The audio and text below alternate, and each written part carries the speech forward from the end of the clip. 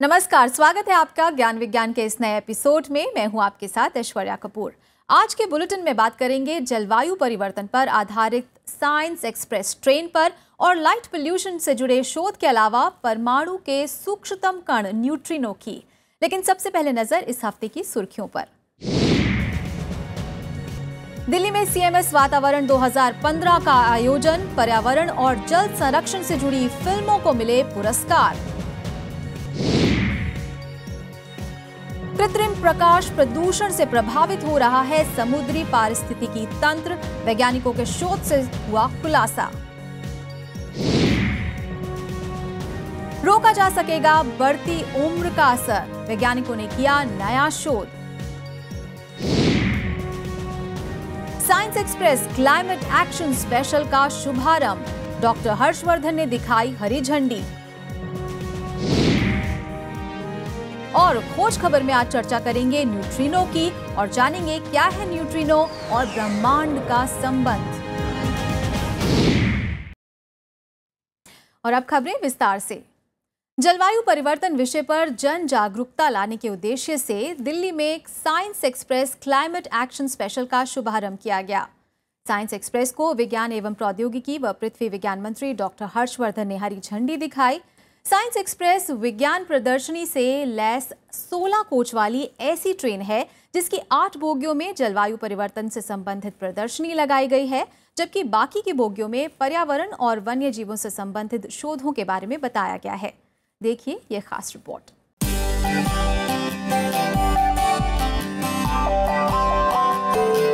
Science express पहियों पर चलने वाली भारत की उन्नत विज्ञान प्रदर्शनी, जिसे इस बार नया रूप दिया गया है। 15 अक्टूबर को दिल्ली के सफदरजंग रेलवे स्टेशन से science express climate action special को हरी झंडी दिखाई गई। साइंस एक्सप्रेस का शुभारंभ पर्यावरण मंत्री प्रकाश जावड़ेकर, रेलवे मंत्री सुरेश प्रभु और विज्ञान एवं प्रौद्योगिकी मंत्री डॉक्टर हर्षवर्धन के द्वारा किया गया। जलवायु परिवर्तन पर आधारित इस ट्रेन में इस बार वातानुकूलित 16 डिब्बे लगाए हैं। गौरतलब है कि साइंस एक्सप्रेस का संचालन वर्ष 2007 से किया जा रहा है। इस बार ट्रेन की पुनर्रचना कर जलवायु परिवर्तन की थीम में बदल दिया गया है। पिछले 7-8 साल में बहुत सारे कीर्तिमान इस साइंस एक्सप्रेस ने स्थापित किए हैं। देश भर में 1 लाख से भी ज़्यादा किलोमीटर की travelling, 6 Limca book of world records में अनेक कारणों से इसने अपना नाम दर्ज कराया है। साइंस एक्सप्रेस की विज्ञान प्रदर्शनी को मुख्य रूप से छात्रों और शिक्षकों को ध्यान में रखकर बनाया गया है। प्रदर्शनी का मुख्य उद्देश्य जलवायु परिवर्तन के प्रभावों और इससे जुड़ी वैज्ञानिक जानकारी से लोगों को रूबरू कराना है। जलवायु परिवर्तन से हो रहे प्रभावों को लेकर पेरिस में महत्वपूर्ण शिखर सम्मेलन का आयोजन होने वाला है। इसी बात को ध्यान में रखते हुए साइंस एक्सप्रेस जलवायु परिवर्तन के प्रभावों की जानकारी लोगों तक पहुंचा रही है, ताकि इस समस्या से निपटने के लिए ज्यादा से ज्यादा लोगों के विचार मिल सके। जनता के जलवायु परिवर्तन पर शिक्षा का इतना बड़ा प्रयास दुनिया में कहीं नहीं हुआ है जो भारत कर रहा है। और इस बार ये 19,000 किलोमीटर जाएगी, 20 राज्यों में जाएगी, 62 स्टेशंस पर जाएगी और कम से कम 62 लाख छात्र और नागरिक इसको देखेंगे, यह हमारी उम्मीद है। हालांकि विज्ञान प्रदर्शनी में कोई भी भाग ले सकता है, लेकिन विज्ञान छात्रों के लिए विशेष रूप से इस ट्रेन में विज्ञान प्रयोगशाला स्थापित की गई है। पहले रजिस्ट्रेशन द्वारा स्कूली छात्र 20 छात्रों का बैच बनाकर इस प्रयोगशाला में हिस्सा ले सकते हैं। रजिस्ट्रेशन के लिए vascsc.jos@gmail.com पर मेल करें या फिर 094-284-05-408 नंबर पर कॉल करें। विज्ञान प्रदर्शनी को देखने के लिए या फिर इससे जुड़ी किसी भी जानकारी के लिए scienceexpress@gmail.com पर मेल करें या फिर ट्रेन में मौजूद टीम से 094-284-05-407 इस नंबर पर संपर्क करें।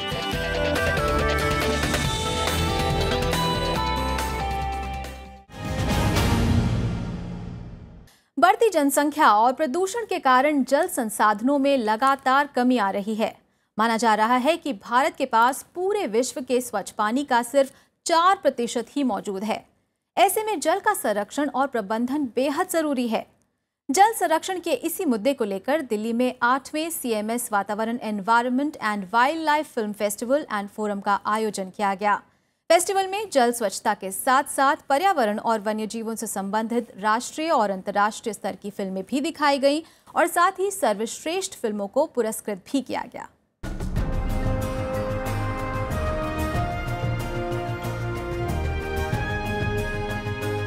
बीते सप्ताह दिल्ली में CMS वातावरण environment and wild life film festival and forum का आयोजन किया गया। जल संसाधनों के संरक्षण और प्रबंधन को ध्यान में रखते हुए इस वर्ष के फेस्टिवल का मुख्य विषय वाटर फॉर लाइफ यानी जीवन के लिए पानी रखा गया था। 9 से 13 अक्टूबर तक चले इस 5 दिवसीय आयोजन में जल स्वच्छता, पर्यावरण और वन्य जीवों से संबंधित 74 राष्ट्रीय और अंतर्राष्ट्रीय फिल्में दिखाई गईं और सर्वश्रेष्ठ फिल्मों को पुरस्कृत किया गया। सर्वश्रेष्ठ फिल्मों का चयन जाने माने अभिनेता और निर्देशक अमोल पालेकर की अध्यक्षता में किया गया। My heart goes out to all these filmmakers for making us a little better human beings, making us aware of the problems, making us aware of the anguish, and making us aware of our responsibilities that we also, instead of just sitting back and doing nothing or only debating and pointing fingers at others, we all should do something, maybe a tiny little bit in whatever manner. Seminar और media workshop के अलावा यहाँ green heart, food court, प्रदर्शनी, stall आदि भी आकर्षण का केंद्र रहे। पुरस्कार वितरण समारोह में राष्ट्रीय स्तर की 8 और अंतर्राष्ट्रीय स्तर की 5 श्रेणियों के लिए 22 पुरस्कार दिए गए। यंग एनवायरमेंटल जर्नलिज्म की प्रिंट श्रेणी का पुरस्कार अनिरुद्ध घोषाल और पृथा चटर्जी को दिया गया। वहीं ऑनलाइन श्रेणी के लिए मनु मुदगिल को पुरस्कृत किया गया। पर्यावरण और वन्य जीवों पर आधारित फिल्म के लिए documentary film maker Himanshu Malhotra को पृथ्वी रत्न और जल संरक्षण एवं प्रबंधन को बढ़ावा देने के लिए अनुपम मिश्रा को पृथ्वी भूषण पुरस्कार से सम्मानित किया गया। भारतीय श्रेणी में सर्वश्रेष्ठ फिल्म का पुरस्कार माय नेम इज साल्ट को दिया गया, जबकि अंतर्राष्ट्रीय स्तर के लिए फिल्म लास्ट कॉल का चयन किया गया।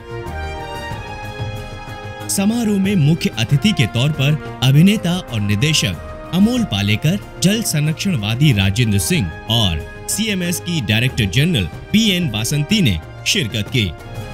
CMS यानी कि सेंटर फॉर मीडिया रिसर्च साल 2002 से इस फेस्टिवल का आयोजन करती आई है। CMS एक ऐसी संस्था है जो पर्यावरण और वन्य जीव पर आधारित क्षेत्र में शोध को बढ़ावा देने का कार्य करती है। CMS का उद्देश्य पर्यावरण से संबंधित मुद्दों को मनोरंजन और गहराई के साथ परोसना है। हर वर्ष ये संस्था पर्यावरण और वन्य जीव पर आधारित सर्वश्रेष्ठ फिल्मों और उससे जुड़े विशेषज्ञों को एक प्लेटफॉर्म पर लाती है ताकि लोगों तक जानकारी पहुंचाई जा सके।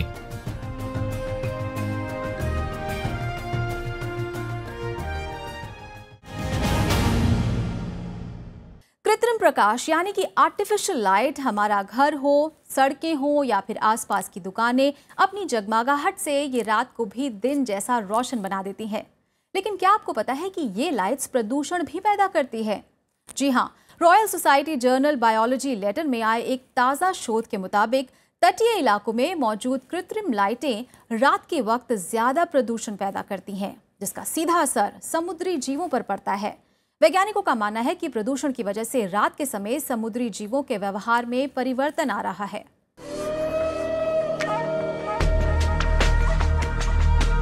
प्रकाश जीवन की सबसे बड़ी जरूरत है, लेकिन आज के समय में जहां कृत्रिम प्रकाश से दिन और रात के बीच का फासला लगभग खत्म सा हो गया है, ऐसे में प्रकाश प्रदूषण एक बड़े खतरे के रूप में सामने आ रहा है।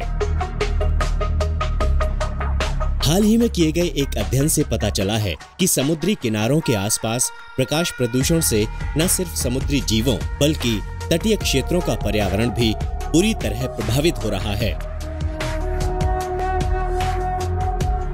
University of ascender and Bangalore के शोधकर्ताओं की एक टीम ने चेतावनी जारी करते हुए कहा है कि तटीय इलाकों में प्रकाश प्रदूषण एक बड़ी समस्या साबित हो सकता है। समुद्र के किनारों पर बड़ी संख्या में दिन रात लाइट्स का जलना, समुद्री जहाजों आदि से निकलने वाली रोशनी समुद्री जीवों के समुदायों की संरचना को बदल रही है, जो समुद्री जीवों के भविष्य के लिए खतरनाक साबित होने के साथ साथ पर्यावरण को भी हानि पहुंचा रही है। शोधकर्ताओं ने ये अध्ययन मेनाई स्ट्रेट के समुद्री तट पर किया है। शोधकर्ताओं ने शोध में पाया है कि कोरल लार्वा जैसे समुद्री जीव प्रकाश को एक संकेत के रूप में लेते हैं और अपने आप को एक सुरक्षित स्थान पर जाने का इशारा मानकर किनारे के करीब स्थान पर ही बस जाते हैं और वहीं पर प्रवाल भित्तियां यानी कोरल रीफ्स के निर्माण की प्रक्रिया आरंभ कर देते हैं। शोध के दौरान अन्य कई समुद्री जीवों के व्यवहार में भी इस तरह का परिवर्तन दर्ज किया गया है। समुद्र के किनारों पर पोतगाहों और मछलियों के उत्पादन की जगहों के आसपास प्रकाश की निरंतर मौजूदगी के कारण समुद्री जीव बड़ी संख्या में किनारों पर ही बसते जा रहे हैं। जीवों का इस प्रकार अपने मूल निवास स्थान को छोड़कर किनारों के आसपास बसना अन्य जीवों की खाद्य श्रृंखला को अनियमित कर रहा है, जिससे पूरे समुद्री पारिस्थितिकरण पर बुरा प्रभाव पड़ रहा है। शोधकर्ताओं ने पाया है कि दुनिया के तटीय क्षेत्रों में से 22% भाग प्रकाश प्रदूषण से प्रभावित है। उष्णकटिबंधीय महासागरों के जीव विशेष रूप से इसके प्रभाव में आ सकते हैं। डेविस के अनुसार ये अपने प्रकार का पहला शोध है जो प्रकाश का समुद्री जीवों और पारिस्थितिक समुदायों को बाधित करने पर आधारित है। उन्होंने कहा कि इस क्षेत्र में और अनुसंधान किया जाना चाहिए ताकि सरकारें तत्काल कानून बनाए कि किस मात्रा में प्रकाश के स्तर को सुरक्षित माना जा सके और भविष्य में प्रकाश प्रदूषण को कम किया जा सके। शोधकर्ताओं ने तटीय क्षेत्रों में प्रकाश प्रदूषण की निगरानी और प्रभाव को कम करने के लिए सख्त कार्रवाई की मांग की है। ये शोध royal society journal biology letter में प्रकाशित हुआ है।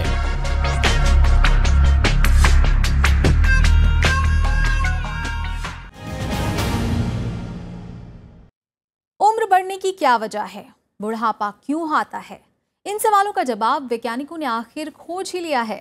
जी हाँ, 10 साल तक शोध करने के बाद वैज्ञानिकों ने 238 ऐसे जीन्स की पहचान की है जिनके प्रभावों को कम कर जीवन काल को बढ़ाया जा सकता है। इन जीन्स की खोज वैज्ञानिकों ने यीस्ट द्वारा की है। वहीं इनमें से कुछ जीन्स ऐसे भी हैं जो मनुष्यों और स्तनधारियों में भी पाए जाते हैं। इस शोध को जर्नल सेल मेटाबॉलिज्म में भी प्रकाशित किया गया है।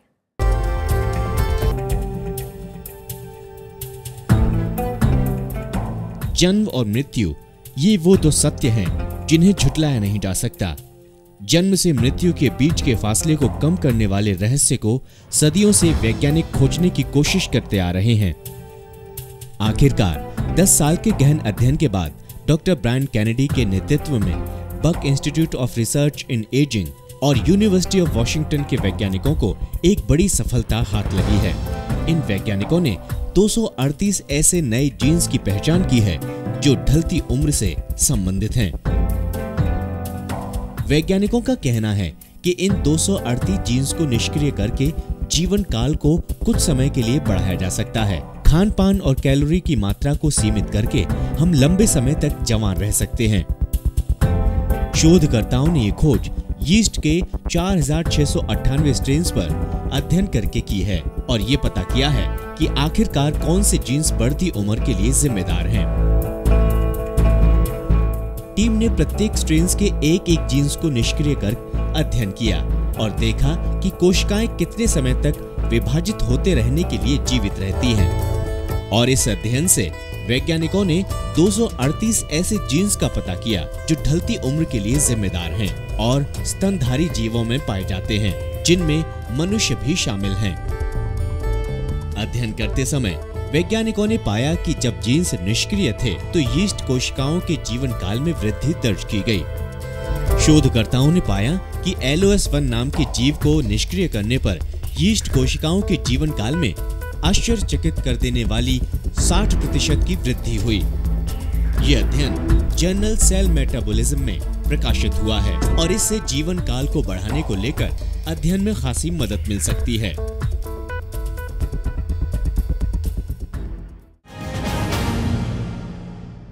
और यहाँ रुकते एक छोटे से ब्रेक के लिए। आप देखते रहिए ज्ञान विज्ञान।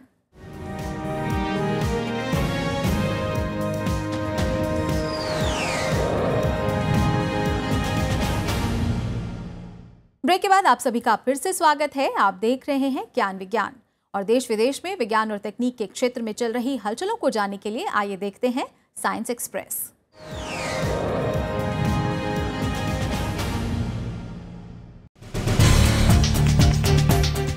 77 वर्षीय प्रसिद्ध वैज्ञानिक डॉक्टर विनोद प्रकाश शर्मा का निधन हो गया है। डॉक्टर शर्मा ने मलेरिया की रोकथाम के लिए नर मच्छरों के कीमो और रेडियो स्टेरिलाइजेशन के क्षेत्र में महत्वपूर्ण योगदान दिया है। National institute of malarial research के पहले निदेशक रहे doctor Vinod Prakash Sharma Indian council of medical research के अतिरिक्त महानिदेशक के पद से रिटायर हुए थे। चिकित्सीय शोधों में अपने महत्वपूर्ण योगदान के लिए डॉक्टर शर्मा को 2014 का पद्म भूषण सम्मान दिया गया था। वर्तमान में doctor Sharma centre for rural development and technology IIT Delhi के नेशनल अकेडमी ऑफ साइंसेज में मेघनाथ साहा डिस्टिंग्विश्ड फेलो भी थे।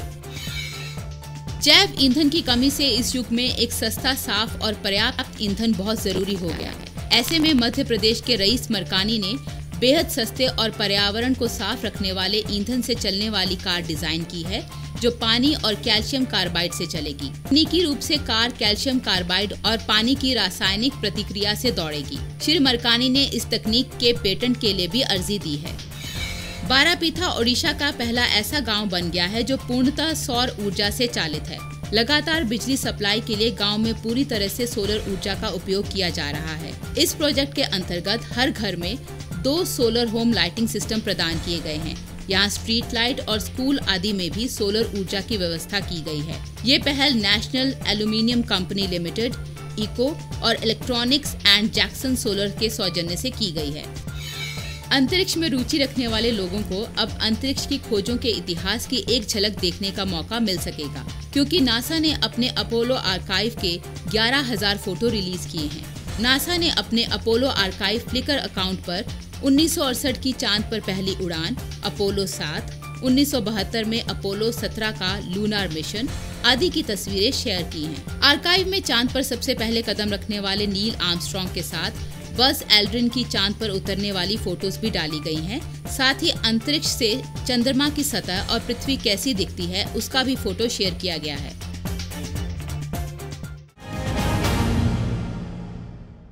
न्यूट्रिनो अदृश्य, उदासीन और आवेश रहित ऐसे कण जिनका ब्रह्मांड के निर्माण में अहम योगदान है।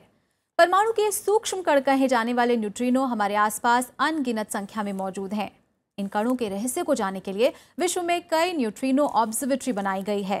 हाल ही में न्यूट्रिनो के दोलन की खोज के लिए जापान के वैज्ञानिक ताकाकी कजीता और कनाडा के वैज्ञानिक आर्थर बी मैकडॉनल्ड को संयुक्त रूप से नोबेल पुरस्कार से सम्मानित किया गया। न्यूट्रिनो की जानकारियां हासिल करने के लिए भारत में भी न्यूट्रिनो ऑब्जर्वेटरी का निर्माण किया जा रहा है। तो आज के खोज खबर सेगमेंट में हम चर्चा करेंगे न्यूट्रिनो पर और जानेंगे क्या है न्यूट्रिनो का इतिहास।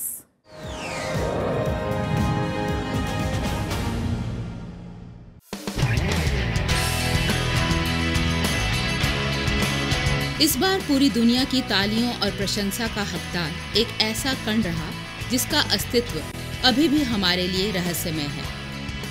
2015 के लिए भौतिकी के क्षेत्र में अपने सबसे बड़े योगदान के लिए विज्ञान जगत का नोबेल पुरस्कार यूनिवर्सिटी ऑफ टोक्यो के तकाकी काजीता और क्वींस यूनिवर्सिटी कनाडा के आर्थर बी मैकडॉनल्ड को न्यूट्रिनो ऑसिलेशन की खोज के लिए दिया जाएगा। इस ऐतिहासिक खोज से ये साबित हुआ कि न्यूट्रिनो में भी द्रव्यमान मौजूद है। न्यूट्रिनो यानी वो कण जो ब्रह्मांड से पृथ्वी पर बड़ी संख्या में पहुंचते हैं, पर जिनके बारे में हमारी समझ अभी बहुत कम है। 1931 तक तो यही माना जा रहा था कि पृथ्वी पर अणु ही मूलभूत कण है, लेकिन 1931 के बाद भौतिकविद पाउली ने अपने प्रयोगों के द्वारा एक सैद्धांतिक कण की अवधारणा प्रस्तुत की थी। पाउली ने अध्ययन के दौरान पाया कि कुछ तत्वों में रेडियो एक्टिव डीकेज यानी रेडियो एक्टिव क्षय होने पर गति और ऊर्जा दर्ज नहीं हो पाती।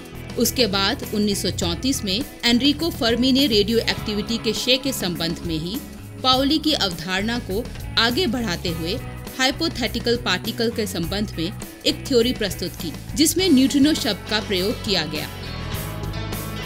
1959 में क्लाइड कोवान और फ्रेड रायंस ने न्यूक्लियर पावर प्लांट से उत्पन्न होने वाले कणों का अध्ययन करते हुए ऐसे ही कणों को खोज निकाला जिनमें इन सैद्धांतिक कणों के सारे गुण मौजूद थे। वैसे न्यूट्रिनो शब्द इतालवी भाषा से लिया गया है, जिसका शाब्दिक अर्थ होता है तटस्थ या उदासीन। आज विभिन्न शोधों के आधार पर ये कहा जा सकता है कि न्यूट्रिनो की ब्रह्मांड की संरचना में महत्वपूर्ण भूमिका रही होगी। सामान्यतः ये अदृश्य कणों के रूप में ब्रह्मांड में मौजूद रहते हैं। सरल भाषा में हम कह सकते हैं कि अगर कोई सूर्य की तरफ 1 सेकंड के लिए अपना एक हाथ दूसरे हाथ से पकड़ता है तो इस दौरान करीब 1 अरब न्यूट्रिनोज हाथ के बीच से प्रकाश की गति से निकल जाते हैं। न्यूट्रिनो पार्टिकल्स जब एक ग्रुप में होते हैं तो उन्हें लेप्टॉन्स कहा जाता है। इनमें इलेक्ट्रॉन की तरह किसी भी प्रकार का ऋणात्मक चार्ज नहीं होता। न्यूट्रिनो ब्रह्मांड में उपस्थित किसी भी इलेक्ट्रोमैग्नेटिक फोर्स से प्रभावित नहीं होते। यहाँ तक कि न्यूट्रिनो किसी भी पदार्थ पर किसी भी प्रकार का प्रभाव छोड़े बिना और बिना कोई प्रतिक्रिया किए हुए उसमें से गुजर सकते हैं। शुरुआत में ये माना जाता था कि न्यूट्रिनो में द्रव्यमान मौजूद नहीं है, पर 90 के दशक में कुछ और तथ्य सामने आए। 1998 में सुपर एंड कैमियोकांते न्यूट्रिनो ऑब्जर्वेटरी की तकाकी काजीता टीम ने अपने शोध में पाया कि जब ब्रह्मांडीय किरणें पृथ्वी पर आती हैं तो उत्पन्न न्यूट्रिनो डिटेक्टर तक पहुंचने से पहले 2 रूपों में परिवर्तित होते हैं। उसके बाद 2001 में कैनेडियन भौतिकी वैज्ञानिक आर्थर मैकडॉनल्ड्स ने सैडबरी न्यूट्रिनो ऑब्जर्वेटरी के अध्ययन के दौरान इसी प्रकार के परिणाम प्राप्त किए और न्यूट्रिनो दोलन के अस्तित्व का पता लगाया, जिससे ये सिद्ध हुआ कि न्यूट्रिनो में भी द्रव्यमान मौजूद है। परिणाम स्वरूप तकाकी काजीता टीम और आर्थर मैकडॉनल्ड्स को वर्ष 2015 का नोबेल देने का निश्चय किया गया है। पर सवाल ये उठता है कि न्यूट्रिनो पर शोध इतना महत्वपूर्ण क्यों है? न्यूट्रिनो अधिकतर बहुत शक्तिशाली खगोलीय घटनाओं के दौरान, जैसे तारों का टूटना, गामा किरणों का फटना, सूर्य पर होने वाले परमाणु विखंडन जैसी महाघटनाओं से उत्पन्न होते हैं। शोधकर्ताओं का मानना है कि वर्तमान में पृथ्वी पर उपस्थित न्यूट्रिनो ब्रह्मांड की उत्पत्ति से पूर्व लगभग 15 अरब साल पुराने हो सकते हैं। न्यूट्रिनो पर शोध ब्रह्मांड की उत्पत्ति से जुड़े राज खोलने में सहायक होगी और डार्क मैटर से जुड़ी खास जानकारियां देगी। शोधकर्ताओं का ये भी मानना है कि न्यूट्रिनो पर अध्ययन सूर्य की सतह के तापमान, सौर प्रणाली से भी आगे आकाश गंगा के अंदर का रहस्य और सुपरनोवा पर अधिक सटीक जानकारी लेने में कारगर होगी। न्यूट्रिनो पर अभी भी गहन अध्ययन और जानकारी प्राप्त करना बाकी है और न्यूट्रिनो पर शोध या अध्ययन करना बहुत कठिन भी है।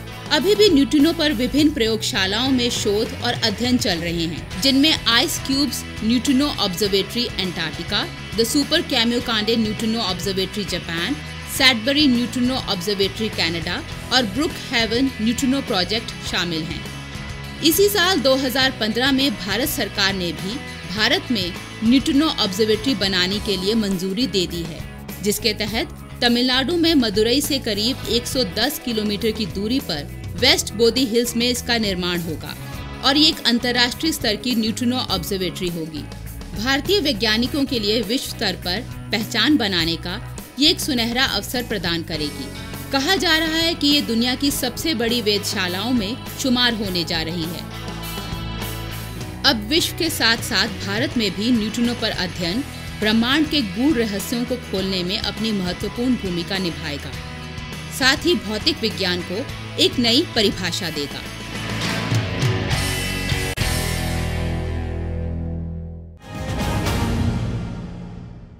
तो ज्ञान विज्ञान की ये कड़ी आपको कैसी लगी, आप हमें ज़रूर बताएं। आप अपना फीडबैक और सुझाव हमें ईमेल कर सकते हैं। हमारा ईमेल एड्रेस है news@vigyanprasar.gov.in। आप अपनी राय हमें डाक के जरिए भी भेज सकते हैं। हमारा पता है विज्ञान प्रसार, C24, कुतुब इंस्टीट्यूशनल एरिया, नई दिल्ली 110016। तो आज के लिए बस इतना ही। विज्ञान और तकनीक की ताज़ा हलचलों के साथ अगले हफ्ते एक बार फिर होंगे हाजिर, इसी वक्त इसी चैनल पर। देखते रहिए राज्यसभा टीवी। नमस्कार।